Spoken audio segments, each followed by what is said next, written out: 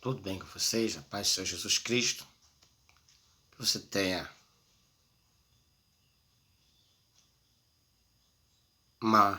algo da parte de Deus. Que nesse dia de hoje o Senhor possa falar no seu coração. Eu sou o pastor Gildo Guimarães. Estou aqui para falar das maravilhas de Deus e quero te ajudar. Agora eu vou falar para você que quando o Senhor Jesus Cristo nos revelou acerca que nem todos que dizem Senhor, Senhor herdará o reino do céu, nem todos que são nascidos de Abraão são descendência, nem todos que são descendentes de Abraão são filhos de Abraão. Agora eu quero falar para você aqui, em nome do Senhor Jesus Cristo, no livro de Abadias, no capítulo 1, para nós podermos lermos a Bíblia Sagrada. Abadias, capítulo 1, vamos ler alguns versículos intercalados. É somente 24 versículos, mas vamos ler intercalado para que nós possamos ganhar tempo, tá bom? Abadias, capítulo 1, versículo 1, 3, 7, 10, 12 e 15. Está escrito assim: a visão de Abadias, assim diz o Senhor Jeová, a respeito de Edom. Temos ouvido a pregação do Senhor e foi enviado às nações o embaixador, dizendo: levantai-vos, levantemos contra ela para a guerra. A soberba do teu coração te enganou, como que habita nas fendas das rochas, e na sua alta morada, que diz no seu coração: quem me derribará em terra? Todos os teus confederados te levaram para fora dos teus limites, e os que gozam da tua paz te enganaram, prevaleceram contra ti, e os que comem o teu pão puseram-se debaixo de ti uma armadilha. Não há em Edom entendimento. Por causa da violência feita ao teu irmão Jacó, cobri-te a confusão e será exterminado para sempre.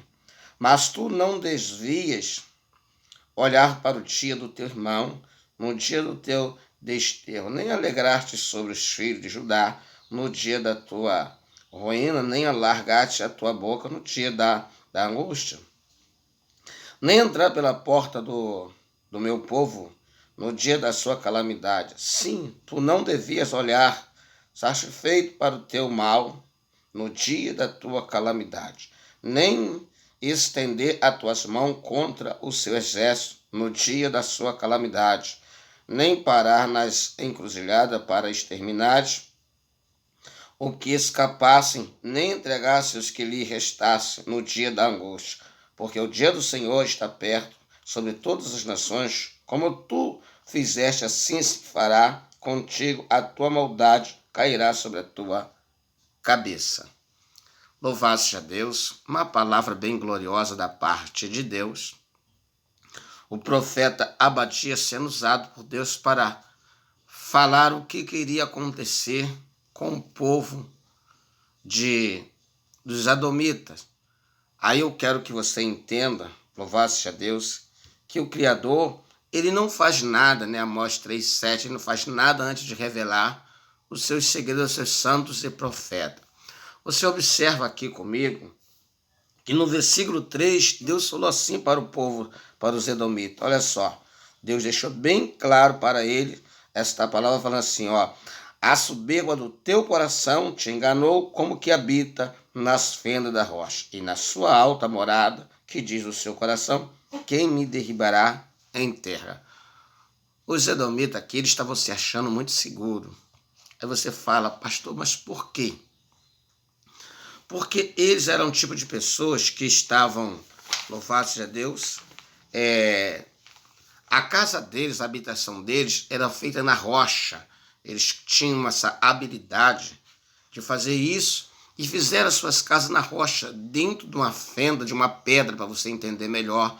Então você analisa uma casa feita dentro de uma pedra, tipo um túnel, para você entender melhor, né? Então, e só tinha entrada e não tinha saída. Então eles se achavam que ninguém ia conseguir entrar e destruir eles por causa da fortaleza da casa deles, que eram dessas condições. Só que eu quero que você entenda que Deus, não existe nada que possa parar ou desfazer o plano, a vontade, o querer de Deus, o agir de Deus. Se Deus quiser destruir, ele destrói. Se Deus quiser construir, ele constrói, porque ele é Deus. Só que os edomitas estavam aqui nessa situação achando que não ia conseguir, ninguém ia destruir eles de uma maneira muito ruim. Eu quero falar para você que esses homens de Edom, o Adumeus, algumas palavras, algumas bíblias vem escrito assim, né? Louvado seja Deus. Adumeus, mas o nome deles os Adomitas são descendentes de Isaú. Aí você fala, pastor, eles são descendência são descendentes de Isaú. Qual Isaú? Vou te falar, aquele que estava dentro do ventre de Raquel ali, brigando com seu irmão Jacó dentro do ventre. E ali, louvar-se a Deus, o próprio Deus se encarregou, louvado seja Deus, de falar com ela que ali vinha duas nações, que o menor dominaria o maior. Eu quero falar para você que independente de ser família ou não, o plano não é seu, o plano não é meu. Nós não temos o direito de escolher a família que nós queremos. Quem escolheu para mim, a minha família, foi Deus. Quem escolheu a sua família para você, foi Deus. E agora o que você tem que fazer é aceitar o plano e o propósito de Deus. Não vos conformar com esse mundo, mas é coisa que é irrevogável. Por exemplo, como é que você vai destituir um irmão seu de sangue da sua família? Como é que você vai tirar ele da sua descendência? Não tem como. Aonde você for, você é irmão dessa pessoa que foi... A genealogia é a mesma, não tem como mudar. Assim mesmo era Jacó e Isaú. Só que a promessa não era para Jacó. A promessa não era para Isaú. A promessa foi feita para Jacó que ia dominar o maior. Louvado e engrandecido é o nome do Senhor Jesus Cristo. Só que Isaú, o problema dele, ainda sem que ele perceba, por isso que eu explico, irmãos, com tanto carinho, que as coisas de Deus, você não precisa entender, você precisa somente obedecer e de acordo com a vontade de Deus, você pode orar, que Deus pode mudar a história, mas você também pode orar e Deus pode não mudar a história, que é o caso aqui de Isaú. Ele dentro do ventre da mãe, a criança não tinha nem nascido, mas Deus já tinha determinado que seria da vida dele. Só que Deus falou para a mãe dele que ele, louvado Deus, seria dominado pelo menor, que era Jacó, mas Deus não falou para a mãe dele que ele ia ser uma mal pessoa, um mau filho. Louvado Deus que ele ia, a descendência dele ia ser uma descendência que ia lutar contra as coisas de Deus e fazer todas as coisas erradas. Isso Deus não falou. Então existe coisa que Deus não quer falar para nós. Ele deixa o tempo nos mostrar. O que eu quero falar para você, talvez você está como Jacó, ou talvez você está como Isaú. Talvez você está numa família que você não concorda com o menor te dominar, ou talvez você está numa família que você, louvar-se Deus, não é aceito pela sua família. Não tem problema, você só precisa entender que você tem que fazer a vontade de Deus, o querer de Deus. E isso aqui é tão difícil, mano, porque você vem comigo aqui, ó, que eu vou te mostrar algumas coisinhas. Olha só, que quando Deus falou que eles eram da descendência de Jaú, e os filhos mais velhos de Rebeca, e foi Jacó quem, a patriarca da nação de Israel, demonstrou estar mais qualificado que Isaú para as bênçãos primogênitas. É Gênesis capítulo 25, versículo 25, 30 ao 32. Se você pegar para ler o Gênesis capítulo 25, versículo 25, o capítulo 30, o capítulo 32, você vai ver que esses homens aqui, Jacó, louvado seja Deus, ele não escolheu ser descendência de Isaú, ele não escolheu ser descendência, louvado seja Deus, de Isaac. Foi Deus que colocou, é Deus que forma um homem dentro de um ventre de uma mulher, é Deus que dá a nação para ele. Mas só que eu quero que você entenda, louvado seja Deus, que dentro dessa situação, louvado seja Deus, o povo de Edom, que era filhos e parente de Isaú, descendência dele, querendo ou não querendo, era também descendência de Jacó. Isso é indiscutível, porque Esaú e Jacó eram irmãos.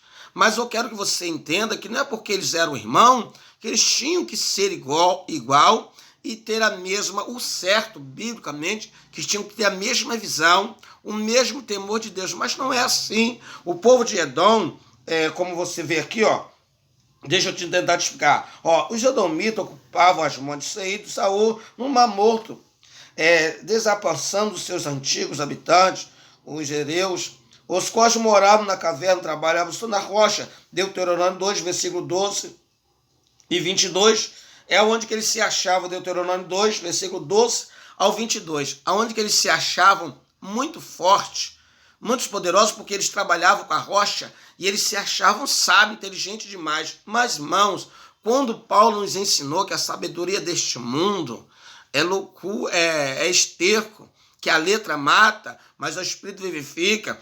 Paulo estava tentando explicar isso aqui, ó, do Antigo Testamento, que os edomitas, da descendente de Isaú, se achando muito inteligente, muito sábio, porque trabalhavam com pedra, e eles trabalhavam muito com negócio de venda. Eles eram muitos gananciosos, né? E tudo deles já vinha no sangue, né? Que você sabe que Esaú perdeu o direito deles. Nós falamos assim, mas eu não gosto de falar dessa maneira, porque quando você ler a Bíblia com calma, vendo o nascimento de Jacó, o nascimento de Esaú, você vê que Esaú não planejou nada. Você vê que já estava tudo determinado o que iria acontecer. Só que Deus não falou que Jacó ia dominar o maior dentro dessa forma, que o maior ia vender a sua primogenitura para um prato de lentilha, que é um prato de comida. Deus não explicou isso. Deus só falou que o menor ia dominar o maior. Então Deus sabia o que ia acontecer lá na frente. O que eu quero falar para você, Deus sabe o que vai acontecer na sua vida. Talvez você seja uma pessoa ruim, ou talvez você seja uma pessoa boa. Eu não sei se você é Jacó, eu não sei se você é Esaú, mas seja lá o que for, Deus não vai te desapontar. Talvez você possa não morar no céu, talvez eu possa não morar no céu, mas isso não é escolha nossa. Isso é plano e propósito de Deus, porque os edomitas, a descendência de Esaú, Deus destruiu todos eles, não deixou eles entrar no céu, como nós lemos no versículo 3, que Deus falou que ia acabar com eles, né? Abadias 1:3, Deus falou que ia destruir eles, mas Deus não falou para a mãe dele, Rebeca, que iria, ou para o pai dele, Isaac, que iria destruir ele, que não ia deixar ele desfrutar das coisas de Deus. Não, pelo contrário, Deus não desamparou a ele financeiramente. Ele teve muitas riquezas, a família dele foi grande, mas ele não teve o direito de desfrutar da vida eterna, que é o plano de Deus, a promessa de Deus para o povo de Judá e para o povo de Israel. Aí você vê aqui, ó, louvado-se a Deus, quando nós começamos a pensar desta maneira, eles eram um povo muito dado ao comércio. Se você quiser ler Obadias 1, 5 e 6, você vai entender assim. E a rota de Europa em dia frequentava do cavalo e comerciava os produtos. Esses grupos disseminavam a ideia que os edomitas eram um povo sábio, de acordo com o profeta. Essa sabedoria também seria retirada quando o Senhor enviasse sobre Edom o seu juízo. Abadias 1, versículo 7, 8. Então você analisa aqui, louvar-se a Deus, que o povo achava eles, o povo da Arábia, louvar-se a Deus, naquele lugar, guardava muitos artigos valiosos, quais, segundo Abadias, seria roubado. Olha só, irmão, seria roubado. Eles guardavam muitas coisas valiosas, mas era coisa roubada. Quer dizer, o que eu quero dizer para você aqui, dentro desse livro de Abadia, que Esaú tinha, louvar-se Deus, o sangue de Isaac, o sangue de Abraão, avô dele, mas ele não tinha o Espírito de Deus, nem o plano, nem o propósito de Deus de ser uma pessoa com decência, com ordem, uma pessoa honesta. Você vê que a descendência dele guardava muitas coisas valiosas, mas era tudo roubado. E ali, aquelas pessoas que estavam em sua volta daquela cidade de Edom, achavam que eles, louvado seja Deus, eram muito sábios, mas Deus falou para eles no versículo 5 e 6 que iria acabar com a sabedoria deles quando enviasse um juízo. Aí você não sabe, vou te explicar com carinho. Geralmente no passado, no tempo da lei, Deus quando enviava um juízo, ele enviava um juiz também com um dom de profecia. Deus falava com o juiz, como Samuel, Débora, louvasse a Deus, e alguns outros juízes.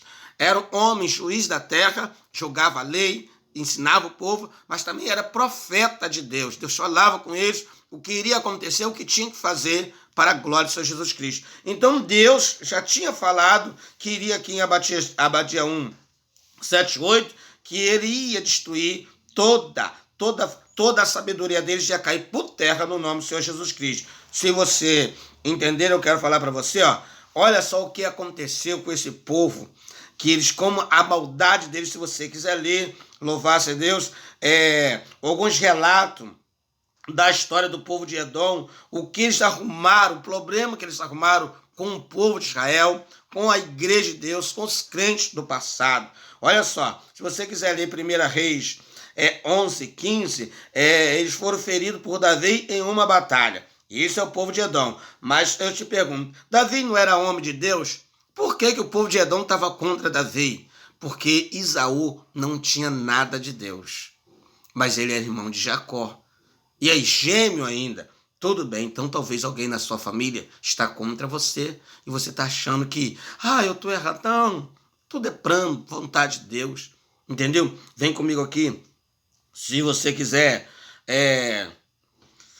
Eles também lutaram contra Josafá, 2 Crônica, capítulo 20.